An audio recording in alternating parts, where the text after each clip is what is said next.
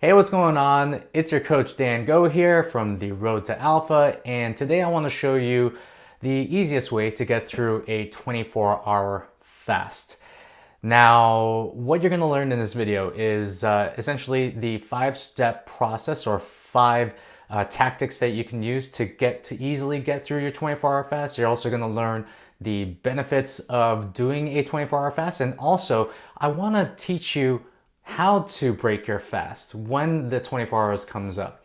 And it's very important. That's actually the most important aspect to doing a 24-hour fast. A lot of people think it's the 24 hours that they fast which is the most important. No, it is actually, that is only one aspect of it. The most important aspect is actually how you break your fast. And I'm going to show you exactly how to do that in this video. Now, I have my own experience with 24-hour fasting.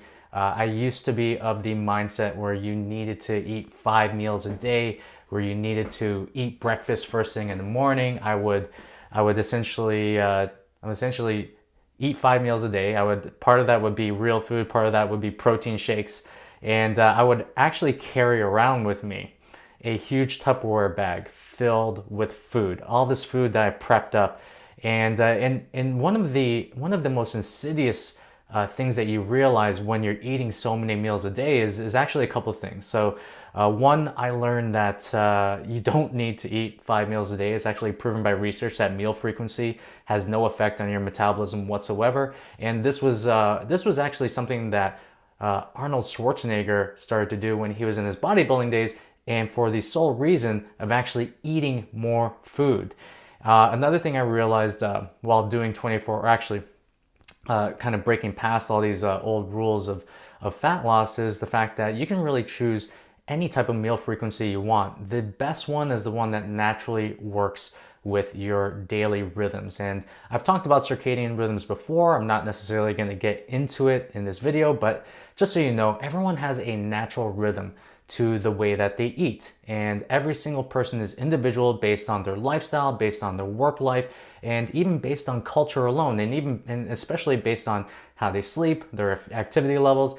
All these things coincide with creating a natural rhythm of eating that is natural to you. So if you see fit, I would definitely go to that circadian rhythm video, and I would learn a little bit more about that, because that is a game changer when it comes to not only intermittent fasting, but when it comes to finding a diet program that is natural to you. So 24-hour fasting. What exactly are the benefits to 24-hour fasting? Well, the first one is that you're not eating for 24 hours. Like, I think, not taking in calories for the entire 24 hours is one of the biggest benefits. And a lot of people say that staying away from food for 24 hours or shorter, maybe 16 hours or so, raises metabolism. Now, that's been found by research to be completely false. The biggest benefit that comes with 24-hour fasting when it comes to fat loss is the fact that you are not taking in any calories during the time of fasting. So another big benefit of 24-hour fasting is the fact that it gets you really in touch with your true signals of hunger. When people feed themselves day in and day out, and hour after hour, what they're doing is they're actually messing with their hunger signals. And most of the times when we're hungry, it actually has a lot more to do with how hydrated we are throughout the day. It actually has more to do with how bored we are, and whether or not we're using food to kind of numb out any emotions or feelings. And the emotional eating spectrum is a little bit too large. I'm not going to get into it, but again, you have to realize that a lot of times when we're hungry, we're not necessarily hungry. And these cues or these hunger signals can come in so many different forms, not necessarily from the fact that you don't have food in your stomach. So 24-hour fasting actually gets you a little bit more in touch with your hunger signals. I would say a lot more in touch, because of the fact that you start to understand that you don't need to eat every single day in order to survive. Actually, if I were to say anything, I would actually say sleep is way more important than food. You can stay away from food for about a week, and the only thing that you will lose is weight, and even your metabolism will actually stay at its same pace. Now, if you say go without sleep for like 2 days, that will mess you up royally. So the best benefits of 24-hour fasting is, one, getting back in touch with your hunger signals, two, eliminating all those calories from going into your body. And yes, there is emerging research in the process of the fact that fasting may heal your body, and it is a process called autophagy. Now, The science is really early on in this. When it comes to the evidence is just is not there yet to understand. I actually say that 24-hour fasting, the main benefit is actually just calorie restriction alone.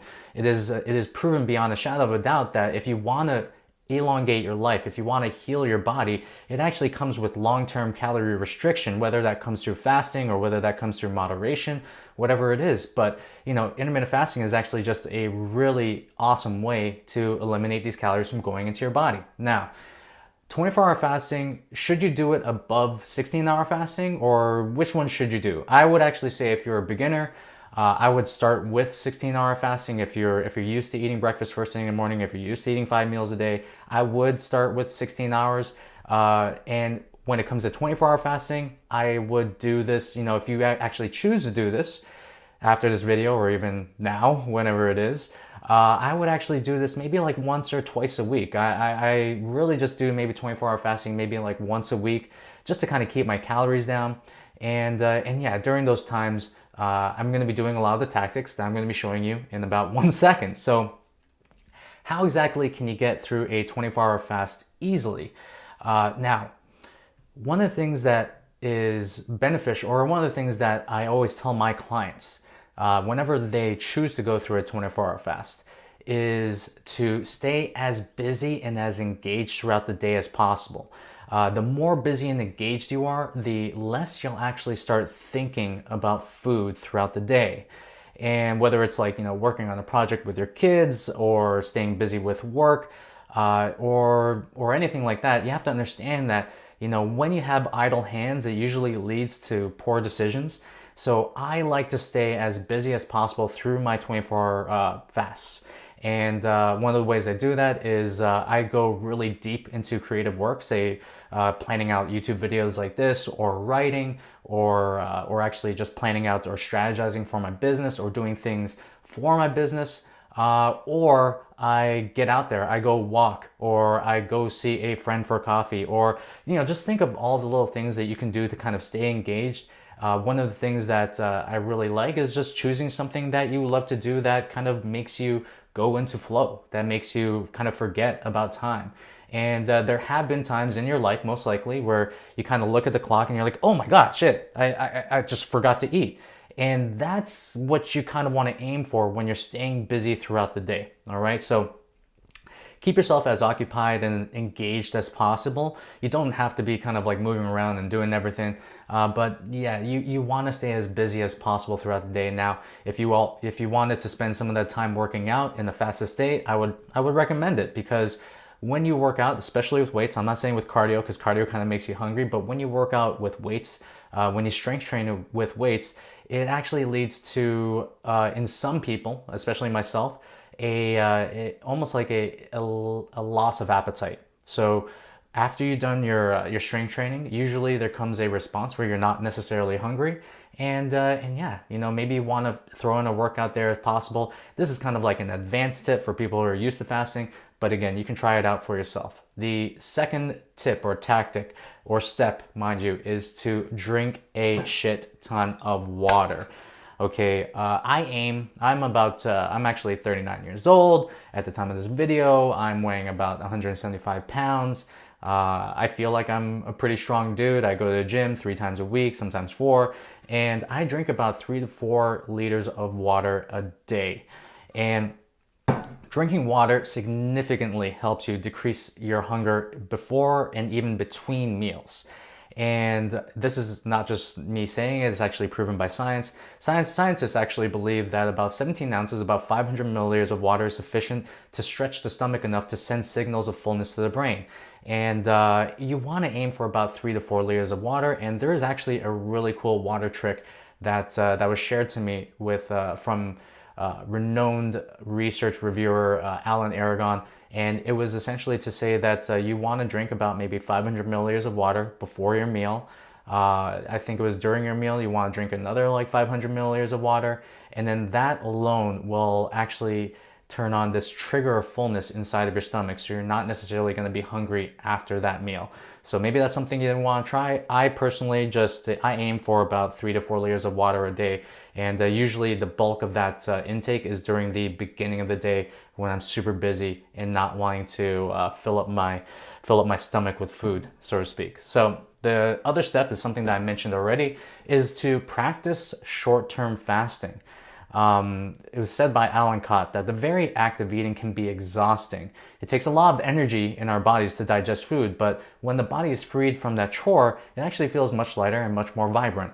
Now, going 24 hours may seem like an eternity to someone, okay, who hasn't even tried intermittent fasting in the first place. So what I would suggest is to take baby steps. And even when you're eking yourself up to the 24-hour mark, you don't want to necessarily eat the whole elephant in one bite. You want to make sure that you're just increasing the time slowly but surely. So maybe one day you get 16 hours, maybe next week you try 17 hours, maybe the week afterwards you try 18 hours, and you just gently eke up the time that you abstain from eating or fast, so to speak. And the reason why you want to do this is because sometimes when your body is not used to fasting for extreme long periods of time, it can get extremely ravenous by the time you break that fast. And people can overeat their calories in like one shot because they did a 24-hour fast right off the bat. So I always like to say the slow and steady approach when it comes to building strength and when it comes to fasting is the best approach. So you want to eke up those hours slowly but surely and do it on a week by week basis. Don't necessarily do it right off the bat. And I'm going to get into how to break the fast right after I'm done all these tactics. And yeah, it's going to be pretty important because a lot of times people mess up the benefits that they get with fasting by just overeating foods. All right. So step 4, tactic 4, trick number 4 is to actually follow this coffee drinking strategy that I came across almost like by accident. Now, a lot of people don't understand that coffee is a tool. And if you don't drink coffee, maybe you want to skip over this one. But if you do drink coffee, which I think like 99% of people I know do, you want to actually use it for what it was meant for, which is using it as a tool. Now, humans and just people in general, they just habitually drink coffee first thing in the morning to wake them up. What they don't realize is that in the period of waking to the period of the time that they take in their first coffee, whenever that is, your body actually increases the neurotransmitters and catecholamines into your brain to make you more awake. And I didn't realize this before because I would always have the habit of drinking coffee first thing in the morning thinking that I needed it. Now, what happened was, I remember I moved to a new house. It's the house that I'm living in right now. And usually my schedule would be like, wake up, brush teeth, do all this kind of stuff, then go down to the local coffee shop, walk down there and do my work and have my first coffee. Now, when I moved to the new house, I didn't have access to any walk-in coffee shops whatsoever or any coffee shops within walking distance. And the reason was because we're living a little bit more in the suburb rather than the city. Yeah, the long story short. So essentially, I didn't really have access to coffee, and we don't brew our own coffee at home, which maybe we should. That's for another video. But I essentially went through a period of where I woke up to the time of about 10 a.m. of not drinking any coffee, but understanding that I was actually at a high level of energy at that time. So when I did end up drinking my first coffee at 10 a.m. or even at 11 a.m., what I realized is one, I did not feel hungry because coffee is a great appetite suppressant. The second thing I realized is that I got through the afternoon lull that usually happens at 1 to 2 p.m. when your energy kind of dips low. And if you work in a 9 to 5 job, or if you just have like a work life that spans across like the morning and afternoon time, you'll notice that maybe like after your first meal, there may be like a lull that happens. So after I would take in, say, like my first meal, which would be at like 2, I would have my coffee at 10, I would still be energized to keep on being productive and to keep on doing things. And the reason why is because coffee is a great tool to artificially increase your energy. And most people use it at a time when their energy is already high. They don't really need it. So when I pushed it back to about 10 or 11 a.m., I found that I was less hungry after my meals, and I found that I was more, I guess you could say, energetic and mentally efficient, and I was way more productive. So if this is the case for you, if you find that you are seeing an afternoon lull, then maybe you do want to push back that coffee a little bit deeper, a little bit more into the day. I would definitely not have it during like after like 3 p.m. or 4 p.m. because you're not necessarily going to get the greatest sleep. But the sweet spot that I found was wake up at 6 a.m., have my first coffee at about 10 a.m. to about 11 a.m., and then that would be the sweet spot. So try that out and use coffee for what it's meant to be used. Use it as a tool. All right. So the most important step, and actually the most important step, this one's a little bit more philosophical, is to change your perception about eating in general. Change your perception about fasting in general. When we stay away from eating for 24 hours, we're not depriving ourselves. Okay, we are in fact healing our bodies and helping it repair itself by restricting calories and by actually helping our digestive systems. We're also giving ourselves the ability to get back in tune with our natural eating signals. I used to be of the mindset that if I wasn't putting food in my body, then I would lack energy and my metabolism would start slowing down and all this kind of bad stuff. When I realized that the lack of food in my body actually helped me perform a lot better in my life. So you want to actually change your perception from the fact that you're depriving yourself to the fact that you're actually doing something that's beneficial for your body and your health. And again, when we think about everything when it comes to our mindsets about food, we have to start at the root. So we have to understand that staying away from eating is not going to lead us into starvation. It's not going to make us low energy. It's not going to make us cranky. Maybe in the beginning it may make you cranky, but if you do it enough times, you actually get really used to it. And you have to understand that it's not about deprivation. It's actually more about healing and being beneficial to your body. So that's the last part. Now, I talked about exactly how to break your fast. Now, what a lot of people don't realize is that when they do the fast, they don't necessarily track or understand what they're doing to make up for that fast later. And I was talking to a client the other day, and I remember him telling me, like, after a fast, my body just craves calories. And I told him, I was like, whoa, whoa, whoa, whoa, whoa. Like, you gotta stop, that mindset right there. You have to understand that hunger or whatever it is, even if it's hunger, and I'll actually go into a little bit of another analogy, but hunger is both physical and mental. And you have to understand that, when you say stay away from a certain amount of calories throughout the day, your body and your mind will actually want to make up those calories. It's kind of like the lottery winner whose mindset has not shifted to becoming a millionaire. So this guy wins a lottery. He has not yet shifted his mindset to becoming a millionaire, and he ends up spending the $1 million that he gets, and he ends up back at zero.